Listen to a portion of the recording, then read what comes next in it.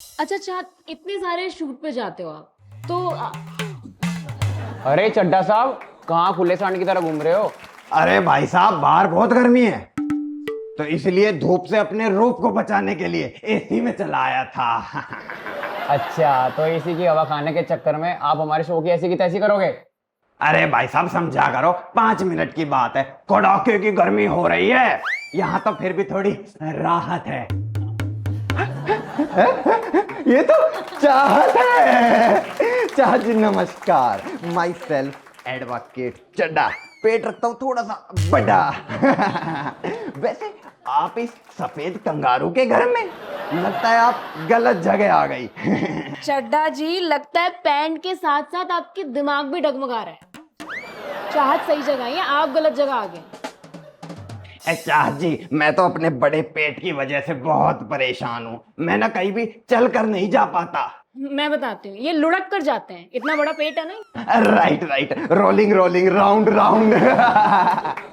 वैसे आज जहां भी आया हूं ना, बिल्कुल सही जगह आया हूं, क्योंकि मैं ना आपका बहुत बड़ा बड़ा फैन हूं। मुझे लगा पहले आए तो प्रेग्नेंट है।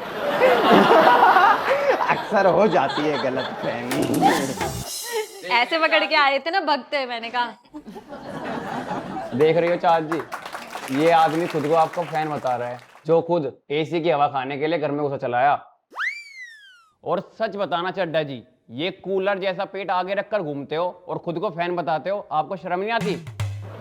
अरे भाई साहब, आती है, बिल्कुल आती है शर्म, पर तुम क्या चाहते हो, ये फैन वाली बात हम चाहत जी को घूंघट करके कहें?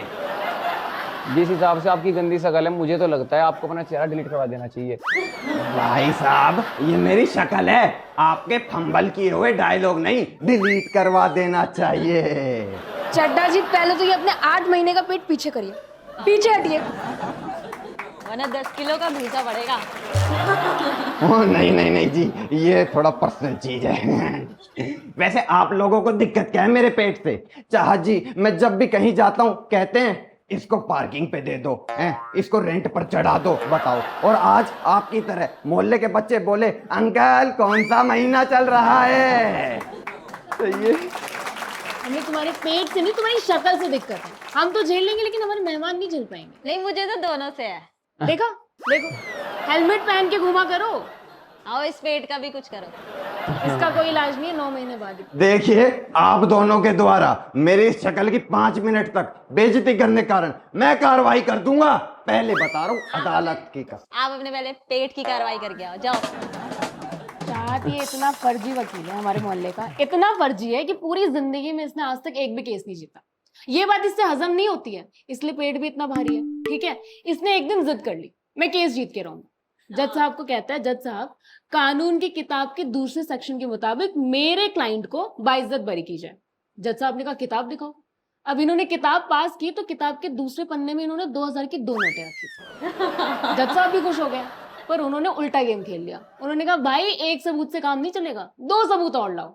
बस ये 4000 रुपए भी इसने आगे किसी से मांगे थे, अब इसका केस भी लटक गया। और जब 4000 रुपए लोग मांगने आते हैं ना, तो ये एसी की हवा खाने आ जाता है यहाँ पे।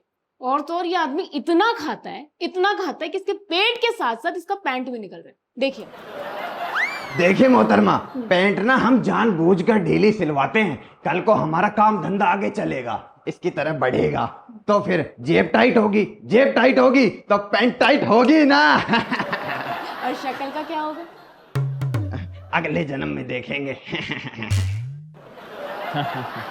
चाहत जी, जेब टाइट करने के चक्कर में इसने जज साहब के साथ क्या किया वो तो आपको पता ही नहीं। कोई नहीं, मैं आपको बताता हूँ। हर केस में नाकामी हासिल करने के बाद इसने जाकर जज साहब के पैर पकड़ लिए और रोते हुए बोला, जज साहब कुछ भी करो, बस एक केस जितवा दो।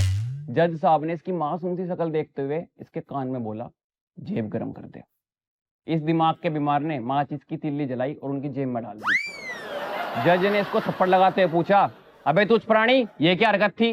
तो कहने लगा, जनाब आपने तो बोला था जेब गर्म कर दो। अब देखो, हो गई तुम्हारी बातें, हैं? कर ली बेइज्जती। इग्नोर करो जी इनको, आप इसको तो इसके घर वाले भी इग्नोर आप करते इसकी हैं। शक्ल को इग्नोर करो। कर रही हूँ। आपने कहा ना फर्जी है, मैं समझ गई थी। कैसा वकील है, चप्पल ही नहीं है इसके पास। नंगे पैर है। जी शुक्र करो इनका जुगाड़ हो गया। वैसे मैंने आपका व्लॉग देखा था, आप कह रही थी आपकी तबीयत खराब चल रही है और आप रोज 7-8 टैबलेट खा रही है। बहुत दुख हुआ। पर चाहत जी, पर आज मैं आपको ऐसा जोक सुनाऊंगा, ऐसा जोक सुनाऊंगा, आपकी तबीयत टन टनाटन टन हो जाएगी। सुनाओ सुनाओ। अभी डिलीवरी ना हो जाए। शर्म आ जाती है, ऐसी बात मत करो। अब देखो हम हैं गांव के देसी लोग, हम कॉफी को काफी बोलते हैं और चाय को चा। अब आप लोग बताइए, एक गांव का देसी आदमी अगर झोपड़ी में बैठ के चा पिएगा तो उसको क्या कहेंगे? चाय? झोपड़ी में बैठ के चाय पिएगा तो उसको क्या बोलेंगे? हाँ बताइए। चाय पी रहा है ना तो चाय। चाय पिएगा तो चाय बोलेंगे, दारू थोड़ी बोलेंगे। अरे ना ना ना, चाय को चा बोलता है, चा। और कहाँ बैठ के पी रहा है? झोपड़ी में। झोपड़ी में। झोपड़ी को इंग्लिश में कहते हैं हट। तो क्या बना? चा हट, चा हट, चा हट।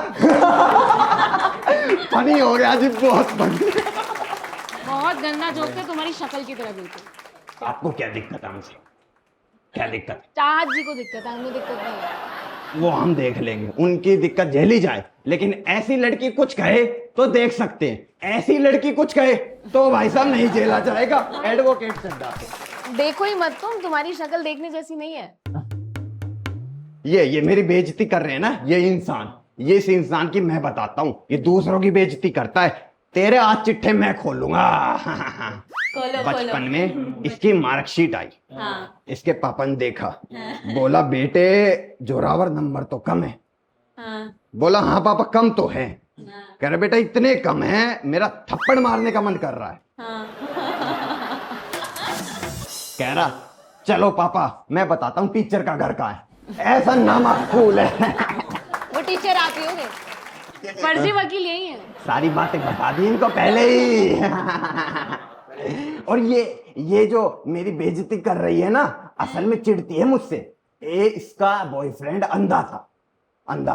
तो उससे कहती है जानू काश तुम देख पाते मैं कितनी खूबसूरत हूँ। वो कहता अगर तू खूबसूरत होती तो अंधे से सेट होती।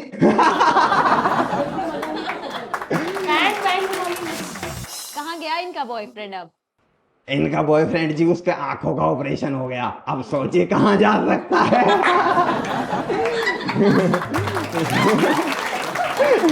मैं जी बनी हूँ बचपन से। वैसे ना चाहत जी, हाँ जी। जितनी मैंने इनकी बेइज्जती कर दी तो लगता है ये मेरा वो हाल करेंगे, मुझे दोबारा रोलिंग राउंड राउंड करना पड़ेगा।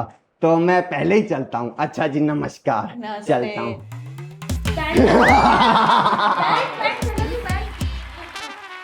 मुझे लगा कहेगा मुझे दोबारा प्रेग्नेंट ना कर दे।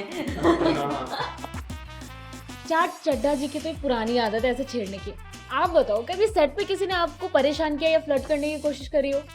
सेट पे मुझे नहीं यार, ऐसे तो कोई नहीं है। परेशान और मजाक तो देखो सबका चलता रहता है, मजाक तो सारे करते ही हैं, तो उसको मैं परेशानी में काउंट नहीं कर सकते। प्रपोज मुझे किसी ने किया नहीं है, कोई करना चाहे तो कर सकता है। For more updates, subscribe to Youth Hub YouTube channel and also press the bell icon.